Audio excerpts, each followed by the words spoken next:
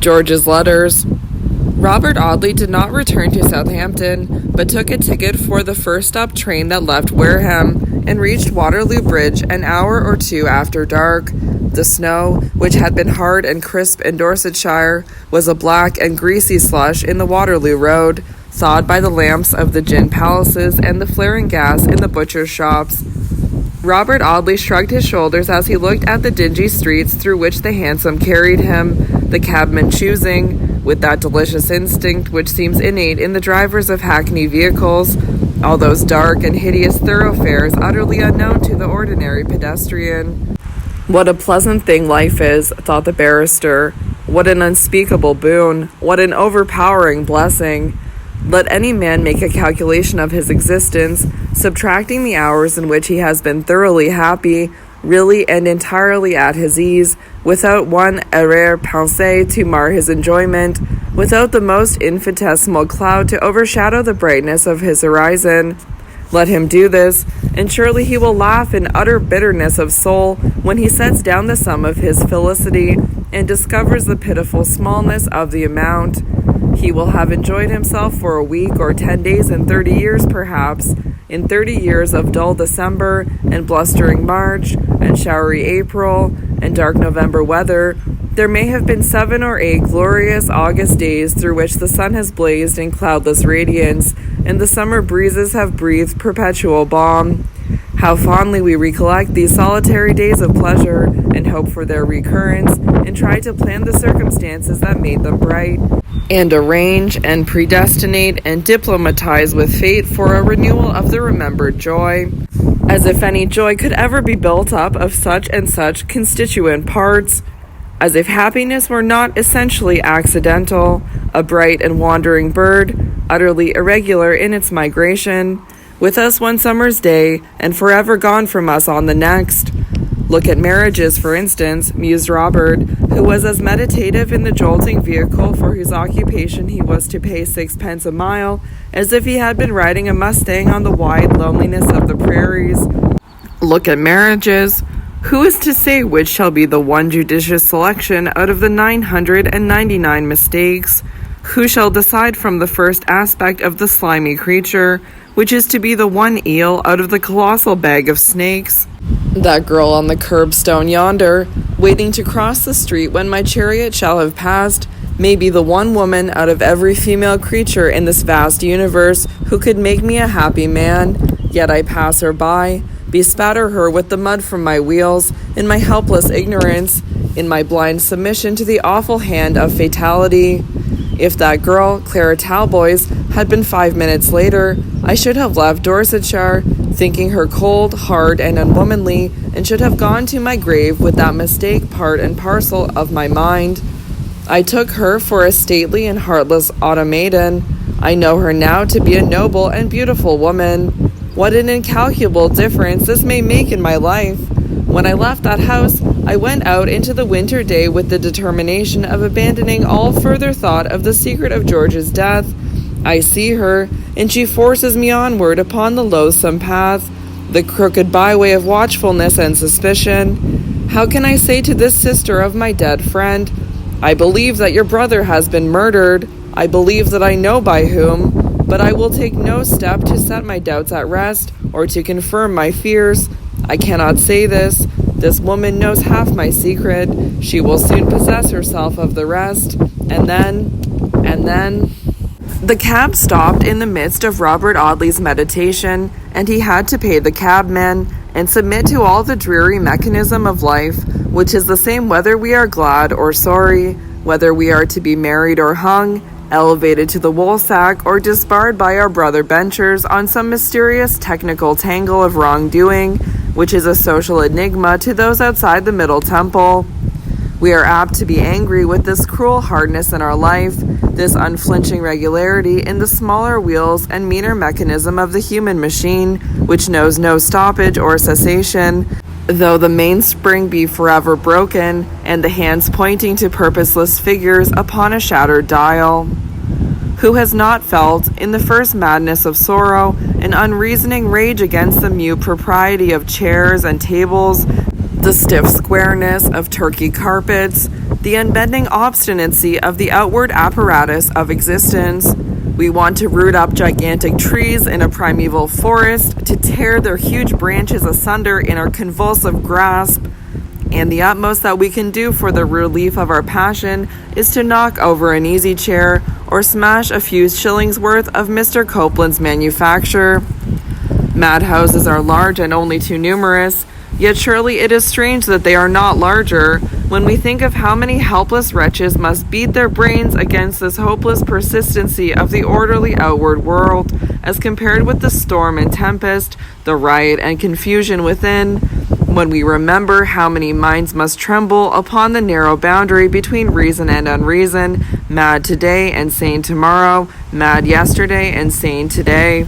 Robert had directed the cabman to drop him at the corner of Chancery Lane, and he ascended the brilliantly lighted staircase leading to the dining saloon of the London, and seated himself at one of the snug tables with a confused sense of emptiness and weariness, rather than any agreeable sensation of healthy hunger. He had come to the luxurious eating-house to dine, because it was absolutely necessary to eat something somewhere, and a great deal easier to get a very good dinner from Mr. Sawyer than a very bad one from Mrs. Maloney, whose mind ran in one narrow channel of chops and steaks, only variable by small creeks and outlets in the way of broiled sole or biled mackerel. The solicitous waiter tried in vain to rouse poor Robert to a proper sense of the solemnity of the dinner question. He muttered something to the effect that the man might bring him anything he liked, and the friendly waiter, who knew Robert as a frequent guest at the little tables, went back to his master with a doleful face to say that Mr. Audley from Fig Tree Court was evidently out of spirits.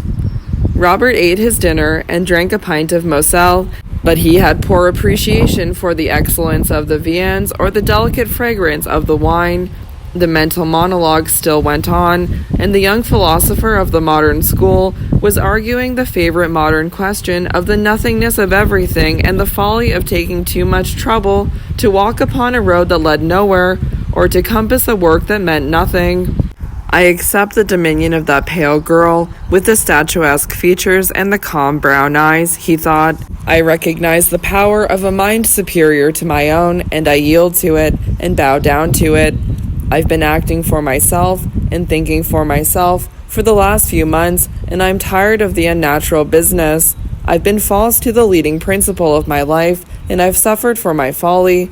I found 2 gray hairs in my head the week before last, and an impertinent crow has planted a delicate impression of his foot under my right eye. Yes, I'm getting old upon the right side, and why? Why should it be so? He pushed away his plate and lifted his eyebrows, staring at the crumbs upon the glistening damask as he pondered the question. "What the devil am I doing in this galère?" he asked. "But I am in it, and I can't get out of it. So I'd better submit myself to the brown-eyed girl and do what she tells me, patiently and faithfully. What a wonderful solution to life's enigma there is in petticoat government. Man might lie in the sunshine and eat lotuses, and fancy it always afternoon, if his wife would let him, but she won't, bless her impulsive heart and active mind. She knows better than that. Whoever heard of a woman taking life as it ought to be taken? Instead of supporting it as an unavoidable nuisance, only redeemable by its brevity, she goes through it as if it were a pageant or a procession. She dresses for it, and simpers and grins, and gesticulates for it. She pushes her neighbors, and struggles for a good place in the dismal march. She elbows and writhes and tramples and prances to the one end of making the most of the misery. She gets up early and sits up late, and is loud and restless and noisy and unpitying. She drags her husband onto the woolsack, or pushes him into Parliament. She drives him full butt at the dear, lazy machinery of government, and knocks and buffets him about the wheels and cranks and screws and pulleys, until somebody, for quiet's sake, makes him something that she wanted him to be made. That's why incompetent men sometimes sit in high places and interpose their poor muddled intellects between the things to be done and the people that can do them, making universal confusion in the helpless innocence of well-placed incapacity. The square men in the round holes are pushed into them by their wives. The Eastern potentate who declared that women were at the bottom of all mischief should have gone a little further and seen why it is so. It is because women are never lazy. They don't know what it is to be quiet. They are Semiramides and Cleopatras and Joan of Arcs, Queen Elizabeths and Catherine IIs, and they riot in battle and murder and clamor and desperation. If they can't agitate the universe and play at ball with hemispheres, they'll make mountains of warfare and vexation out of domestic molehills, and social storms and household teacups. Forbid them to hold forth upon the freedom of nations and the wrongs of mankind, and they'll quarrel with Mrs. Jones about the shape of a mantle or the character of a small maidservant. To call them the weaker sex is to utter a hideous mockery. They are the stronger sex, the noisier, the more persevering, the most self-assertive sex. They want freedom of opinion, variety of occupation, do they? Let them have it. Let them be lawyers, doctors, preachers, teachers, soldiers, legislators, anything they like, but let them be quiet if they can. Mr. Audley pushed his hands through the thick luxuriance of his straight brown hair and uplifted the dark mass in his despair. I hate women, he thought savagely. They're bold, brazen, abominable creatures, invented for the annoyance and destruction of their superiors. Look at this business of poor George's. It's all woman's work from one end to the other. He marries a woman, and his father casts him off, penniless and professionless. He hears of the woman's death, and he breaks his heart, his good, honest, manly heart, worth 1,000,000 of the treacherous lumps of self-interest and mercenary calculation which beat in women's breasts. He goes to a woman's house, and he is never seen alive again. And now I find myself driven into a corner by another woman, of whose existence I had never thought of until this day.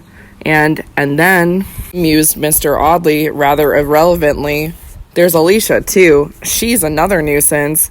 She'd like me to marry her, I know, and she'll make me do it, I dare say, before she's done with me. But I'd much rather not, though she is a dear, bouncing, generous thing. Bless her poor little heart. Robert paid his bill and rewarded the waiter liberally. The young barrister was very willing to distribute his comfortable little income amongst the people who served him, for he carried his indifference to all things in the universe, even to the matter of pounds, shillings, and pence. Perhaps he was rather exceptional in this, as you may frequently find that the philosopher who calls life an empty delusion is pretty sharp in the investment of his moneys, and recognizes the tangible nature of India bonds, Spanish certificates, and Egyptian scrip, as contrasted with the painful uncertainty of an ego or a non-ego in metaphysics. The snug rooms in Fig Tree Court seemed dreary in their orderly quiet to Robert Audley upon this particular evening. He had no inclination for his French novels, though there was a packet of uncut romances, comic and sentimental, ordered a month before, waiting his pleasure upon one of the tables. He took his favorite meerschaum and dropped into his favorite chair with a sigh. It's comfortable, but it seems so damn lonely tonight. If poor George were sitting opposite to me, or even George's sister, she's very like him, existence might be a little more endurable. But when a fellow has lived by himself for 8 or 10 years, he begins to be bad company. He burst out laughing presently as he finished his first pipe. The idea of my thinking of George's sister, he thought, what a preposterous idiot I am. The next day's post brought him a letter in a firm but feminine hand, which was strange to him. He found the little packet lying on his breakfast table, beside the warm French roll wrapped in a napkin by Mrs. Maloney's careful but rather dirty hands. He contemplated the envelope for some minutes before opening it, not in any wonder as to his correspondent, for the letter bore the postmark of Grange Heath, and he knew that there was only one person who was likely to write from him from that obscure village, but in that lazy dreaminess which was a part of his character. From Clara Talboys, he murmured slowly, as he looked critically at the clearly shaped letters of his name and address. Yes, from Clara Talboys, most decidedly. I recognize a feminine resemblance to poor George's hand, neater than his, and more decided than his, but very like, very like. He turned the letter over and examined the seal, which bore his friend's familiar crest. I wonder what she says to me, he thought. It's a long letter, I dare say. She's the kind of woman who would write a long letter. A letter that will urge me on, drive me forward, wrench me out of myself, I've no doubt. But that can't be helped, so here goes." He tore open the envelope with a sigh of resignation. It contained nothing but George's 2 letters and a few words written on the flap. "I send the letters. Please preserve and return them. C.T."